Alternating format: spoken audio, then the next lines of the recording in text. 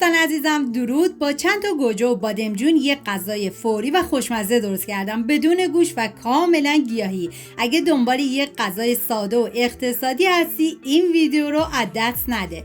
3 عدد پیاز رو به صورت نگینی کاملا ریز میکنم و بعد از اون ما نیاز به 2 عدد بادمجون داریم که بادمجون رو پوست میگیرم و بادمجون اول رو طبق تصویر برش بزنید و بادمجون دوم رو باید به صورت حلقه‌ای برش بزنید و اگر بادمجون نیاز به گرفتن تلخی داشت به هر روشی که راحت هستید تلخی بادمجون رو بگیرید.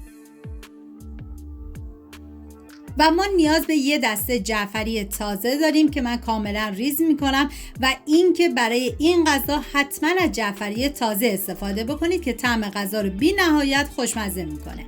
و 6 عدد گوجه فرنگی رو من با دنده درشت کاملا رنده کردم و شما به هر روشی که راحت هستید گوجه فرنگی رو کاملا پوره کنید. و من داخل تاب مقداری کمی کره حیوانی ریختم و بعد از اینکه داغ شد پیازایی که ریز کرده بودم و بهش اضافه میکنم.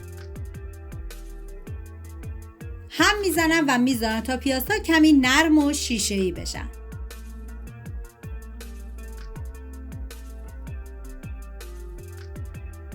و حالا بادمجونی که ریز کرده بودیم و به پیاز اضافه میکنم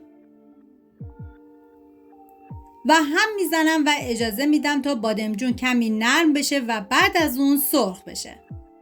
ببینید گوجه خورش در مازندران به روش‌های مختلفی درست میشه که این روش یکی از بهترین روش‌های پخت گوجه خورشته. و بعد از اینکه دیگه بادمجون کاملا سرخ شد حالا ادویه‌ها رو اضافه میکنم که شامل نمک، پودر گشنیز، فلفل سیاه، زردچوبه و پودر سیر هستش. هم میزنم و میذارم تا ادویه ها تف بخوره و عطر ادویه ها آزاد بشه. ببینید شما میتونید پودر سیر رو حذف کنید و از سیر تازه تو همون مرحله اول که پیاز رو سرخ کردید سیر تازه رو بهش اضافه بکنید دیگه، این کاملا سلیقه‌ایه. و بعد از اون من جعفری تازه رو بهش اضافه میکنم، هم میزنم و میذارم تا جعفری هم یه تفت مختصری بخوره.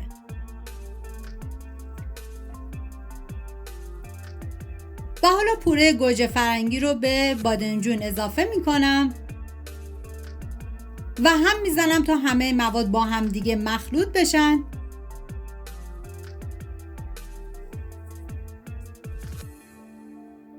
و بعد از اینکه پوره گوجه فرنگی هم کمی تف خورد حالا من 1 لیوان استاک مرغ بهش اضافه کردم که این قابل حذفه و شما میتونید 1 لیوان آب جوش بهش اضافه بکنید و هم میزنم و دیگه زمان میدم تا این غذا کاملا بپزه و جا بیفته.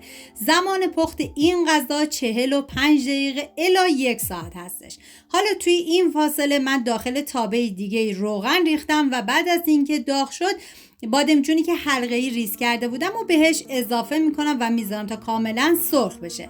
و بعد از اون 1 ربع آخر بادمجون سرخ شده رو به این مواد اضافه میکنم، یه هم میزنم و بادمجونا رو روی گوجه خورش میچینم. و بعد از 1 ربع این غذای خوشمزه‌مون آماده است. امیدوارم این غذای خوشمزه رو امتحان کرده باشین. اگه دوست داشتین حتما لایک کنین و برای دستورهای جدیدتر کانال رو سابسکرایب کنین. این هم غذای خوشمزه ما، امیدوارم درست کنید و در کنار خانواده از خوردنش لذت ببرید. این غذا رو میتونید هم با برنج و هم با نون میل کنید. تا یه خوشمزه دیگر، بدرود.